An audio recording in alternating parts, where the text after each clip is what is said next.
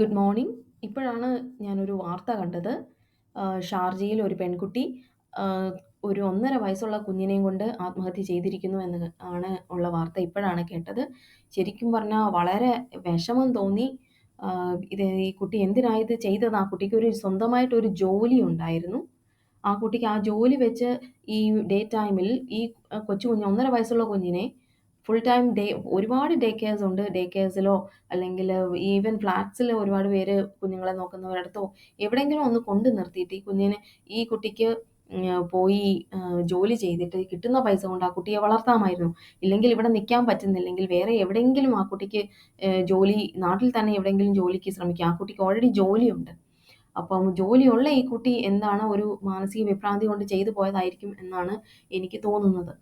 അതുപോലെ ഈ കുട്ടി എഴുതി വെച്ചിരിക്കുന്ന ഒരു ആത്മഹത്യാക്കുറിപ്പ് കാണാനിടയായി. ഇത് ഈ കുട്ടി മാത്രം അനുഭവിക്കുന്ന ഒരു കാര്യമല്ല. അത് ആ കുട്ടി എനിക്ക് ആ കുട്ടി മരിച്ചില്ലായിരുന്നെങ്കിൽ അതിനോട് ഒന്ന് സംസാരിക്കാൻ പറ്റിയിരുന്നെങ്കിൽ പറഞ്ഞു കൊടുക്കാമായിരുന്നു. ആ കുട്ടി ഒരാള് അനുഭവിക്കുന്നില്ല. ഒരുപാട് സ്ത്രീകള് സാധാരണ ഇപ്പോൾ നാട്ടിൽ എല്ലായിടത്തും കല്യാണങ്ങൾ നടക്കുമ്പോൾ പറയും സ്ത്രീധനം ഒന്നും ആരും ചോദിക്കില്ല. പക്ഷെ സ്ത്രീധനം ചോദിക്കാതെ കല്യാണം നടത്തും. കല്യാണം നടന്ന് കഴിയുമ്പം തൊട്ട് ആഹ്, ഒരു വീട്ടിലോ 2 വീട്ടിലോ ഉള്ളതല്ല, മിക്കവാറും ഉള്ള എല്ലാ വീടുകളിലും നടക്കുന്ന പലരും നാണക്കേട് കൊണ്ട് പുറത്ത് പറയാത്തതാണ്. ഈ പെൺകുട്ടി ഇട്ടുകൊണ്ട് എത്ര സ്വർണം കൊണ്ടുവന്നു, എത്ര രൂപ കല്യാണത്തിന്റെ ചെലവിന് തന്നു, ആം, എത്ര രൂപയാണ് പിന്നെ സ്ത്രീധനമായിട്ട് വേറെ എന്തെങ്കിലും തന്നോ, അത് ഈ ഭർത്താവിന്റെ വീട്ടുകാര്, അവരുടെ ബന്ധുക്കള്, ഈ ഭർത്താവ് ചിലപ്പം ഭാര്യയോട് സ്നേഹമുള്ള ഒരു വ്യക്തിയായിരിക്കും. പക്ഷെ എന്നാലും ഈ ഭർത്താവിന്റെ വീട്ടുകാര് ഈ പെൺകുട്ടി അറിയാതെ ഈ കാര്യങ്ങളൊക്കെ ഡിസ്കസ് ചെയ്യും. ഈ ഡിസ്കസ് ചെയ്ത് മിക്കവാറും ഉള്ള ഭർത്താക്കന്മാർ വളരെയധികം പ്രഷറിലായിരിക്കും. അതായത് ഈ ഭാര്യയെ പറ്റിയുള്ള കുറ്റവും കുറവും എല്ലാം ഈ ഭർത്താവിന്റെ സ്വന്തം അപ്പന്റെ, അമ്മയുടെ അല്ലെങ്കിൽ പെങ്ങളുടെ അല്ലെങ്കിൽ വേറെ ബ്രദർ ഉണ്ടെങ്കിൽ അവരുടെ ഭാര്യമാരുടെ അല്ലെങ്കിൽ അപ്പുറത്തും ഇപ്പുറത്തുമുള്ള വളരെ അടുത്ത ഇമ്മീഡിയറ്റ് ഫാമിലി മെമ്പേഴ്സിന്റെ ഒക്കെ വായിലിരിക്കുന്നതെല്ലാം ഈ കേട്ട് ഈ പാവം പിടിച്ച ഭർത്താവ് വളരെയധികം പ്രഷറൈസ്ഡ് ആകും. അങ്ങനെ ആദ്യം മുതലേ ഈ മനുഷ്യനെ ഒന്ന് മനസ്സ് തുറന്ന് ഈ പെൺകുട്ടിയെ ഒന്ന് സ്നേഹിക്കാൻ പോലും പലയിടങ്ങളിലും പറ്റാറില്ല. അപ്പോ എനിക്ക് പറയാനുള്ളത്, കല്യാണം കഴിക്കാൻ പോകുന്ന എല്ലാ പെൺകുട്ടികളും ആരെങ്കിലും ഇത് കേൾക്കുകയാണെങ്കിൽ അവര് തീരുമാനിക്കുക, എനിക്ക് പെർഫെക്റ്റ് ലൈഫ് കിട്ടാൻ പോകുന്നില്ല. അത് ആദ്യം മനസ്സിലാക്കുക. നിങ്ങളെ ഭർത്താവ് ചിലപ്പോൾ സ്നേഹിക്കുമായിരിക്കും, സ്നേഹിക്കത്തില്ലായിരിക്കും. നിങ്ങളുടെ സന്തോഷം എന്ന് പറയുന്നത് നിങ്ങളുടെ ഭർത്താവിനെയോ അല്ലെങ്കിൽ ഭർത്താവിന്റെ വീട്ടുകാരെയോ അല്ലെങ്കിൽ സ്വന്തം വീട്ടുകാരെയോ ഡിപ്പെൻഡ് ചെയ്തുള്ളതായിരിക്കാൻ പാടില്ല. അതുപോലെ സ്വന്തമായിട്ട് ഒരു ജോലി ഉണ്ടെങ്കിൽ ഒരു കാരണവശാലും അത് കളയരുത്. എന്ന് വെച്ചാൽ ഒരു ഗ്യാപ്പ് വന്നു പോയി കഴിഞ്ഞു കഴിഞ്ഞാൽ പിന്നെ നിങ്ങൾ എത്ര വിചാരിച്ചാലും നിങ്ങൾക്കൊരു നല്ല ജോലി കിട്ടണമെന്നില്ല. അതുപോലെ സ്വന്തമായിട്ട് വരുമാനം ഉണ്ടെങ്കിൽ ആദ്യം ഭയങ്കര സ്നേഹമൊക്കെ ചിലർ അഭിനയിക്കും. ഇപ്പം നിങ്ങളുടെ സ്വർണം നിങ്ങളെ ചിലപ്പോൾ കണ്ണുരുട്ടി പേടിപ്പിച്ചായിട്ടായിരിക്കും. കണ്ണുരുട്ടി പേടിപ്പിച്ച് നിങ്ങളുടെ അലമാരയുടെ താക്കോൽ വാങ്ങിക്കും ഇവര്. വാങ്ങിച്ച് അത് തുറന്ന് അതിനകത്തുള്ള സാധനങ്ങളൊക്കെ നിങ്ങളില്ലാത്ത സമയത്ത് പരിശോധിക്കും. പരിശോധിച്ചതിന് ശേഷം ഇതിനകത്ത് സ്വർണം വല്ലതും ഉണ്ടെങ്കിൽ എൻ്റെ ലോക്കറിൽ വെക്കാമെന്ന് വളരെ സ്നേഹമായിട്ട് പറയും. അത് കഴിഞ്ഞിട്ട് ചിലപ്പം സ്വന്തം വീട്ടിൽ ചോദിച്ച് സ്വന്തം വീട്ടുകാരെ ഇപ്പം ലോക്കർ എടുത്ത് തന്നിട്ടില്ല നിങ്ങൾക്ക് എന്ന് വിചാരിക്കുക. അല്ലെങ്കിൽ നിങ്ങൾക്ക് സ്വന്തമായിട്ട് ലോക്കർ എടുക്കാൻ ഇപ്പം പലർക്കും ജോലിയുടെ സമയം എന്ന് പറഞ്ഞാൽ രാവിലെ ഇപ്പോൾ ഒരു 8 തൊട്ട് അല്ലെങ്കിൽ വൈകുന്നേരം 6:30 7 മണി വരെ ജോലി ചെയ്യേണ്ട ഒരു സ്ഥാപനത്തിലാണ് നിങ്ങൾ ജോലി ചെയ്യുന്നതെന്ന് വിചാരിക്കുക. നിങ്ങൾക്ക് സമയം കിട്ടത്തില്ല ഒരു ബാങ്കിൽ പോയി ഒരു ലോക്കർ എടുക്കാനും നിങ്ങളെ സ്വർണം കൊണ്ടുവെക്കാനൊന്നും സമയം കിട്ടത്തില്ല. അപ്പോൾ നിങ്ങൾ എന്ത് ചെയ്യും? സ്വന്തം വീട്ടുകാരും എടുത്തു തരുന്നില്ല. പിന്നെ ഭർത്താവിന്റെ വീട്ടിൽ കൊടുക്ക് എന്ന് പറയും. ഭർത്താവിന്റെ വീട്ടിൽ കൊടുക്കും. അത് കഴിയുമ്പോൾ കുറേ കാലം കഴിയുമ്പോൾ ഈ ഭർത്താവിന്റെ വീട്ടുകാർക്ക് നിങ്ങളെ ഇഷ്ടമല്ലാതാകും.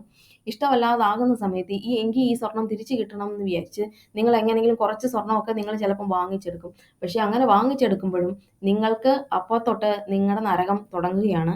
നിങ്ങളെ പിന്നെ അവർക്ക് ആ വീട്ടിൽ നിങ്ങൾക്ക് ഒരു സ്ഥാനവും ഇല്ലാതാകും. ഇങ്ങനെ പറഞ്ഞുകൊണ്ടേയിരിക്കും, ഒന്നും കൊണ്ടുവരാതെ വന്നവളാണ് ഇവള് കാശില്ലാത്തവളാണ്, ഇവള് സ്വർണ്ണമില്ലാത്തവളാണ്, പിന്നെ ഒന്നും ഇപ്പോഴത്തെ കാലത്ത് പെൺപിള്ളാരെ ഒന്നും കൊടുക്കാതെ കെട്ടിച്ചു വിടാനാണ് ചില അപ്പനും അമ്മയും നോക്കുന്നത് എന്നൊക്കെ പറഞ്ഞ് ഇങ്ങനെ നിരന്തരം പീഡിപ്പിച്ചുകൊണ്ടിരിക്കും. അതുകൊണ്ട് ഇത് ഒരു വീട്ടിൽ 2 വീട്ടിലും മിക്കവാറും എല്ലാ വീട്ടിലും നടക്കുന്ന കാര്യങ്ങളാണ്. അതുകൊണ്ട് പെൺകുട്ടികൾ ഇനി കല്യാണം കഴിക്കുന്നവർ വളരെ ശ്രദ്ധിക്കുക. നിങ്ങളുടെ ലൈഫിൽ ഇതൊക്കെ ആയിരിക്കും വരാൻ ചാൻസ്. സ്വന്തം സ്വർണം സ്വന്തം സേഫ്റ്റിക്കായിട്ടുള്ള ഒന്നാണ്. അത് ഒരു കാരണവശാലും സ്വന്തം വീട്ടിലും കൊടുക്കരുത്, ഭർത്താവിൻ്റെ വീട്ടിലും കൊടുക്കരുത്. നിങ്ങളുടെ കയ്യിൽ തന്നെ ഇത് സൂക്ഷിക്കണം. നിങ്ങൾ സൂക്ഷിക്കണം. ഇല്ലാത്ത പക്ഷം നിങ്ങൾ കാണിക്കുന്ന മണ്ടത്തരമാണ്. ഇനി ആർക്കെങ്കിലും അങ്ങനെ കൊടുത്തിട്ടുണ്ട്, ഭർത്താവിൻ്റെ വീട്ടിൽ കൊടുത്തിട്ടുണ്ടെങ്കിൽ അത് ചോദിക്കുകയും ചെയ്യരുത്. നിങ്ങളങ്ങനെ ചോദിക്കുവാണെങ്കിൽ നിങ്ങളുടെ നരകം അവിടെ തുടങ്ങുകയാണ്. അപ്പോൾ അതുകൊണ്ട് ഒരു കാരണവശാലും ഭർത്താവിനോ ഭർത്താവിൻ്റെ വീട്ടുകാർക്കോ നിങ്ങൾ എന്തെങ്കിലും പൈസയായിട്ട് കൊടുത്തിട്ടുണ്ടെങ്കിൽ നിങ്ങൾ ഒരു കാരണവശാലും തിരിച്ചു പോയത് പോട്ടെ എന്ന് വിചാരിക്കുക. എന്നിട്ട് ദൈവത്തെയൊക്കെ വിളിക്കുക. ദൈവത്തെ വിളിക്കുന്നത് നിങ്ങളെ ഒരുപാട് സഹായിക്കും. ഈ ഏത് ജാതി ആയാലും, ഹിന്ദു ആയിക്കോട്ടെ, ക്രിസ്ത്യൻ ആയിക്കോട്ടെ, മുസ്ലിം ആയിക്കോട്ടെ, ഏത് ജാതി ആയാലും നിങ്ങൾക്ക് ഒരു മനസ്സിൽ ഒരു ദൈവവിശ്വാസം ഉണ്ടായിരിക്കണം. മനസ്സിൽ ഒരു ദൈവവിശ്വാസം, എന്ത് പ്രയാസം വരുവാണെങ്കിലും ദൈവത്തോടൊന്ന് ആലോചിക്കണം, ഒരു ബുദ്ധി തരാനും.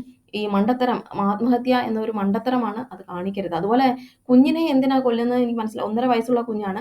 ആ കുഞ്ഞിനെ ഏതെങ്കിലും ഡേ കെയറിലോ അല്ലെങ്കിൽ എവിടെയെങ്കിലും ഏൽപ്പിക്കുക. നിങ്ങൾ എവിടെയെങ്കിലും ഈ കുഞ്ഞിനെ ഒന്ന് നോക്കണേ എന്ന് വയ്ക്കുക. നിങ്ങൾക്ക് ആത്മഹത്യ ചെയ്യാൻ നോക്കാം. മാനസികമായിട്ട് ഒരു പിരിമുറുക്കം വന്നു വെച്ചാൽ ആർക്കും അത് കൺട്രോൾ ചെയ്യാൻ പറ്റിയെന്ന് വരില്ല. അപ്പം നിങ്ങൾ ഏറ്റവും നല്ലത് ചെയ്യേണ്ടതെന്ന് പറഞ്ഞാൽ കുട്ടി എങ്ങനെയെങ്കിലും ജീവിച്ചോളും. കുട്ടിയെ നിങ്ങളുടെ വീട്ടുകാരോ അല്ലെങ്കിൽ ഭർത്താവിൻ്റെ വീട്ടുകാരോ ആരെങ്കിലും നോക്കിക്കോളും. അല്ലെങ്കിൽ എങ്ങനെയെങ്കിലും വല്ല അനാഥാലയത്തിൽ പോയാലും കുട്ടി വളർന്നോളും. നിങ്ങൾ ഈ കുട്ടിയെ ഒരു കാരണവശാലും കൊല്ലരുത്. ആരെങ്കിലും കേൾക്കുന്നു ദയവ് ചെയ്ത്. നമ്മൾ കുട്ടിയെ കൊല്ലേണ്ട കാര്യം, കുട്ടിയെ കൊന്നിട്ട് ചാവാൻ തോന്നും. അത് ഇറ്റ്സ് നാച്ചുറൽ. പക്ഷേ നമ്മൾക്ക് നമ്മുടെ ജീവൻ എടുക്കാൻ എന്ന പോലെ കുട്ടിയുടെ ജീവിതം എടുക്കാൻ നമുക്ക് യാതൊരു അവകാശവും ഇല്ല. അത് നമ്മൾ ആദ്യം മനസ്സിലാക്കുക. അതുകൊണ്ട് കുട്ടിയെ ഉടൻ തന്നെ എനിക്ക് ഇങ്ങനെ മാനസിക വിഭ്രാന്തിയാണ് എന്ന് നിങ്ങളുടെ ചുറ്റിനും ഏതെങ്കിലും മനുഷ്യൻ നിൽപ്പുണ്ടെങ്കിൽ, നിനക്കൊരു മാനസിക വിഭ്രാന്തി ഉണ്ടെങ്കിൽ പെട്ടെന്ന് തന്നെ ആ വ്യക്തിയോട് പറയുക, എനിക്ക് ഇതുപോലെ തലയ്ക്ക് വെട്ടാകുന്നു, എനിക്കിങ്ങനെ ചെയ്യാൻ തോന്നുന്നു എന്ന് പറഞ്ഞാൽ ആ കുട്ടിയെ കൈമാറുക. എന്നിട്ട് നിങ്ങൾ പോയി വേണമെങ്കിൽ ആത്മഹത്യ ചെയ്യുക. പക്ഷേ ഇത് കുഞ്ഞിനെ നിങ്ങൾ കൊല്ലാൻ, നമുക്ക് വേറൊരാളുടെ ജീവൻ എടുക്കാൻ ഒരു അവകാശവുമില്ല. അതിനൊരിക്കലും പിന്നെ എന്നെ കേൾക്കുന്ന ആരെങ്കിലും കേൾക്കുന്നുണ്ടെങ്കിൽ അവരെ മനസ്സിലാക്കണം. ഇനി കുട്ടിയെ കൊല്ലരുത്. അതുപോലെ ആ കുട്ടി പറയുന്ന വേറൊരു കാര്യം എനിക്ക് ആ കുട്ടി എഴുതിയതിൽ നിന്ന് കാണാൻ പറ്റിയത്, ഭർത്താവ് ഭക്ഷണം വാങ്ങിച്ചു തന്നില്ല. ഭർത്താവ് എന്തിനാണ് ഭക്ഷണം വാങ്ങിച്ച് തരേണ്ടതെന്ന് എനിക്ക് മനസ്സിലാവുന്നില്ല. ആ കുട്ടിക്ക് ജോലിയുണ്ട്. ആ കുട്ടിക്ക് എന്തിനാണ് ഭർത്താവ് വാരി തരണം എന്ന് ഒരു പെൺകുട്ടിയും വിചാരിക്കരുത്. ദയവ് ചെയ്ത് വിചാരിക്കരുത്. നിങ്ങൾ ഈ പൈസയുണ്ടോ, അതും ഷാർജയിലും ദുബായിലും എപ്പോൾ വേണേലും ഭക്ഷണം വേണമെങ്കിൽ നിങ്ങളുടെ കയ്യിൽ പൈസ ഉണ്ടായാൽ മാത്രം മതി. ഏത് റെസ്റ്റോറൻറ്റിൽ പോയാലും നിങ്ങൾക്ക് ഇഷ്ടം പോലെ ഭക്ഷണം വാങ്ങിച്ച് കഴിക്കാം. അതും നമ്മളെ നിൽക്കുന്ന ഫ്ലാറ്റിൻ്റെ താഴെ, മുൻപിൽ, സൈഡിൽ കണ്ടമാനം കടകളും റെസ്റ്റോറൻറ്റ്സും, ഏത് ടൈപ്പ് റെസ്റ്റോറൻറ്റ്സ് വേണമെന്ന് ചോദിച്ചാൽ മതി. എല്ലാം ഇവിടെ ഉണ്ട്. നിങ്ങൾ അങ്ങോട്ട് വീടിന് വെളിയിലോട്ട് ഇറങ്ങി പോകേണ്ട മാത്രമേ ഉള്ളൂ. അല്ലെങ്കിൽ വീട്ടിലിരുന്ന് തന്നെ ഓർഡർ ചെയ്യുക. ഇപ്പോൾ ഞാൻ തന്നെ പ്രഗ്നൻ്റ് ആയിരുന്നപ്പോഴേക്കും ഞാൻ ഭക്ഷണം ഓർഡർ ചെയ്ത് കഴിക്കും. ഭർത്താവ് പൈസ തരും. ഭർത്താവിന് എന്നെ നോക്കി വീട്ടിൽ ഇരിക്കാൻ സമയമില്ല, പുള്ളിക്ക് ജോലിക്ക് പോകണം. അപ്പോൾ ഞാൻ എന്ത് ചെയ്യും, ഞാൻ പിന്നെ റെസ്റ്റോറൻറ്റ് കാർഡ് എൻ്റെ കയ്യിൽ ഇരിപ്പുണ്ട്. അത് നോക്കി വിളിക്കുക. എനിക്ക് കുക്ക് ചെയ്യാൻ പറ്റുന്നില്ല, കുക്ക് ചെയ്യാനുള്ള മാനസികാവസ്ഥയില്ല. അങ്ങനെയുള്ള അവസരങ്ങളിൽ തന്നെത്താനെ പോയി ഭക്ഷണം വാങ്ങിച്ചങ്ങ് കഴിക്കുക, അല്ലെങ്കിൽ ഓർഡർ ചെയ്ത് കഴിക്കുക. ഇപ്പോൾ അല്ലാതെ ഭർത്താവ് എൻ്റെ കൂടെ ഇരുന്ന് എനിക്ക് വാരി തരണം, ഇത്തരത്തിലുള്ള ഡിപ്പെൻഡൻസിയാണ് ഏറ്റവും കൂടുതൽ ദോഷം ചെയ്യുന്നത്. മറ്റുള്ളവർ, നിങ്ങൾക്ക് നിങ്ങൾ മാത്രമേ ഉള്ളൂ. അതാ നിങ്ങൾ ആദ്യം മനസ്സിലാക്കണം. നിങ്ങൾ ഈ ലോകത്തിൽ ജീവിക്കുമ്പോൾ നിങ്ങൾ ചെറുപ്പം മുതലേ ആലോചിക്കുക, ആരൊക്കെ എൻ്റെ കൂടെ ഉണ്ടായിരുന്നു. ഓരോ കാലഘട്ടത്തിൽ നമ്മുടെ കൂടെ ഉണ്ടായിരിക്കുന്ന മനുഷ്യർ ഓരോരുത്തരാണ്. മനസ്സിലായോ? അപ്പോൾ തന്നെ ഇപ്പോൾ ഡിവോഴ്സ് ചെയ്ത് ഒരാൾ നിങ്ങളുടെ ജീവിതത്തിൽ പോകുകയാണെങ്കിൽ പൊയ്ക്കോട്ടെ, ആ മനുഷ്യൻ പൊയ്ക്കോട്ടെ. ഞാൻ ഒറ്റയ്ക്ക് ജീവിക്കും. അല്ലെങ്കിൽ എനിക്ക് വേറൊരാളെ ദൈവമായിട്ട് കരുതി എനിക്ക് എൻ്റെ ജീവിതത്തിൽ വരും. അല്ലെങ്കിൽ വേറെ ഏതെങ്കിലും ഹോസ്റ്റലോ അതുപോലുള്ള സ്ഥലങ്ങളിൽ പോയി താമസിക്കുക. അവിടെ ഒരുപാട് മനുഷ്യരുണ്ട്. അത്തരം മനുഷ്യരുടെ കൂടെ സന്തോഷമായിട്ട് ജീവിക്കുക, അത്രയേ ഉള്ളൂ. അല്ലാതെ ഒരു മനുഷ്യനെ ഡിപ്പെൻഡ് ചെയ്താണ് എൻ്റെ ലൈഫ് എന്ന് നിങ്ങൾ വിചാരിക്കരുത്.